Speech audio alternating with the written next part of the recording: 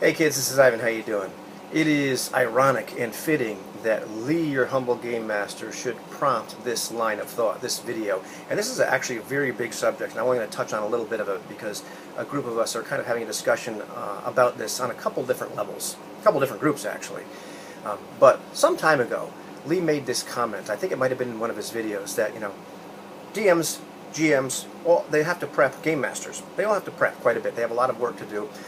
But players, well, all they really have to do is show up with a character sheet, a pencil, and some dice. And it's amazing how often they forget at least one of the three. And so I've got these here. I'm not quite sure where it's got to be here someplace. I must be home. And that rung true with me. I made at least a couple of videos talking about that, and I think I quoted him in one. But he didn't make this quote this time, but it brought me right back to that moment where he was discussing that.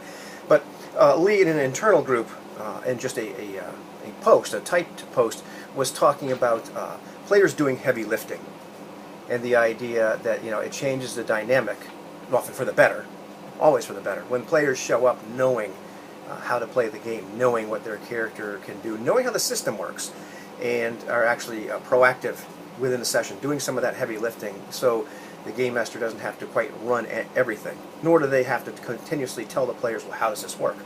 And I've seen some great examples of that dynamic recently, and even beyond that, even beyond just taking responsibility, just how system mastery, how really understanding how things work can change the dynamic of the table, or really having a desire to figure out how things work.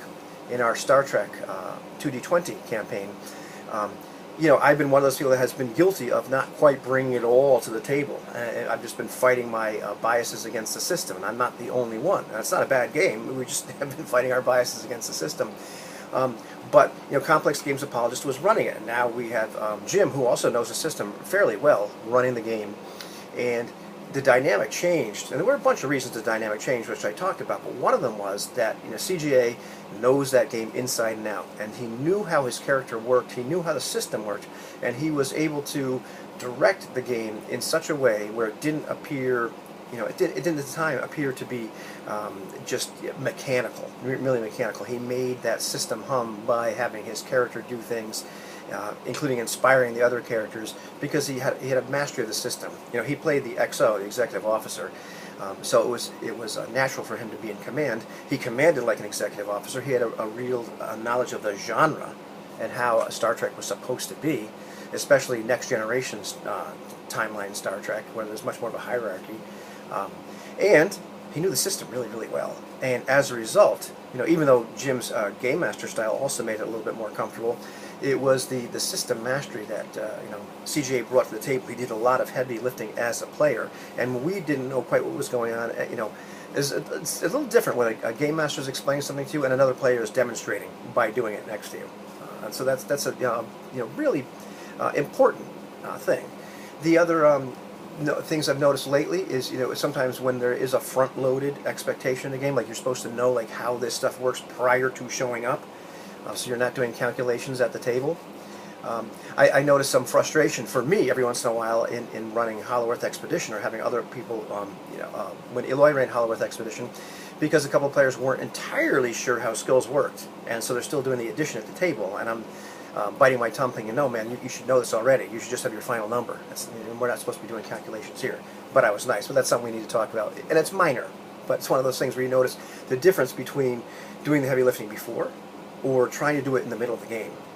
Really different dynamic at that point where you're fumbling. And we've all done it. I've definitely been the guy fumbling through, how does this work, guys? I mean, you can just go watch their Star Trek episodes in the moments where I'm like, what kind of damage does this do? Where I've been the guilty party.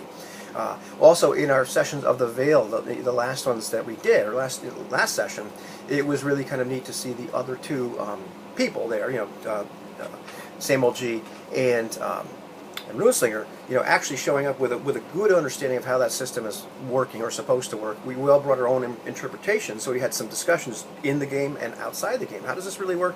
But we're all really invested in learning all the nuances of that system. So once again, they brought a lot of that willingness, and whether it didn't matter whether I was willing for them to do it or not, which is great, willingness to do that heavy lifting.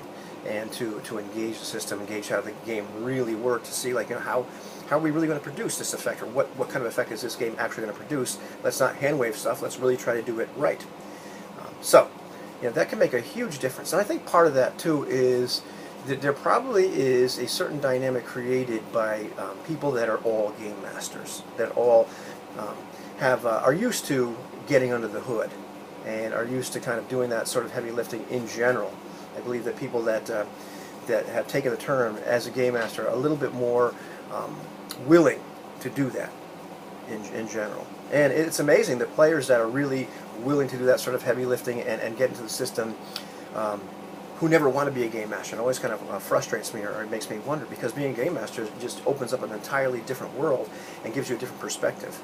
But I've noticed, there is a certain way that game masters approach games in general, which is a little bit different, and can result in them doing a lot more of that heavy lifting. Sometimes you can bump heads if you have differences in opinion on how this system actually really works, but I'd rather have that than a disengaged player.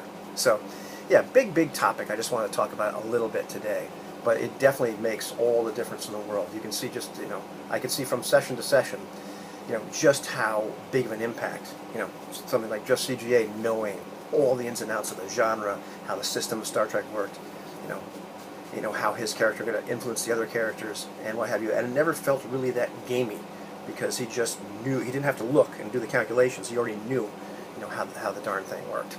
So pretty cool stuff. Big topic. And so I only got two. Sorry, man.